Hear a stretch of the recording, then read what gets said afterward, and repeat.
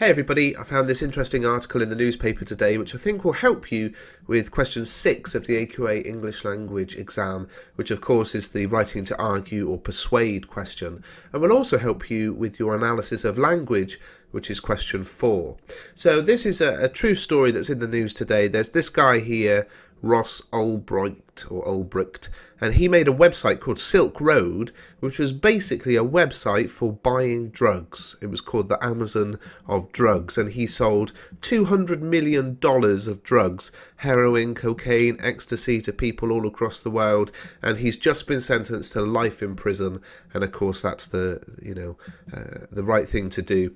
But before he was sentenced, he wrote a letter to the judge, and I was reading the letter that he wrote to the judge. It's in the press, and I don't think it's inappropriate to look at it, because this is a case of someone who's done something really wrong and is sort of getting the right punishment for that crime. But I thought his letter was really interesting, because I think when we're writing to argue and persuade, particularly as teenagers, but even as adults, it's just something that you actually never really do in real life. You know, have you ever actually written a letter to persuade or to argue? Well, this guy here was writing this letter to the judge, and he was ultimately trying to persuade the judge not to give him life in prison. He was trying to say, you know, look, I've done something wrong, send me to prison, but not for life. That was the kind of argument. And as I was reading this letter, it really struck me that some of the language devices and the persuasive element of this letter, because of course this is a letter he would have written and crafted and rewritten, and you know, he was putting a lot of hope into this letter. So let's break it apart and have a look at it. The first paragraph, and this is about structure, the first paragraph really identifies what he did wrong, but why he did it in the first place, or supposedly. He writes, Silk Road was supposed to be about giving people the freedom to make their own choices, to pursue their own happiness, however they saw individually fit. What it turned into was in part a convenient way for people to satisfy their drug addictions. So this is a paragraph, an opening paragraph, where he's addressing the problem, but also kind of manipulating the reader a little bit with emotive language like happiness. And in fact, of course, to pursue their own happiness, in America, the pursuit of happiness is part of the American Constitution. So he's cleverly using language from the American Constitution to try and kind of manipulate his reader into thinking, look, I'm just trying to live out the American dream here and do something really good. Now, I'm making no judgment on whether this is true or not, but it's very persuasive. Not a lot of emotive language, though, quite sort of plainly written with a little bit of manipulation in the hint of, you know, this is what America's supposed to be about. But look at this next paragraph. Once he's established what he did wrong, although he's already sort of saying, look, but I didn't mean to do it for that, he writes, I understand what a terrible mistake I made. I ruined my life and destroyed my future. I squandered the enviable upbringing my family provided me, all of the opportunities I've been given and the ones I've earned, and my talents.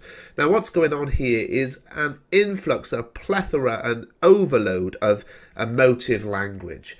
Terrible, mistake, ruined, destroyed, squandered. And this is, of course, emotive language, which is trying to persuade the judge, in this case, how bad he's feeling about himself.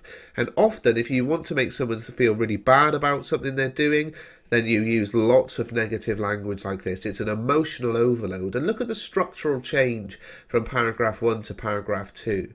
And then paragraph 3, where we would hope, he would hope that he's kind of made it clear how bad he feels, is then the kind of, now here's what you can do about it. Please leave a small light at the end of the tunnel, an excuse to stay healthy, an excuse to dream of better days ahead, and a chance to redeem myself in the free world before I meet my maker.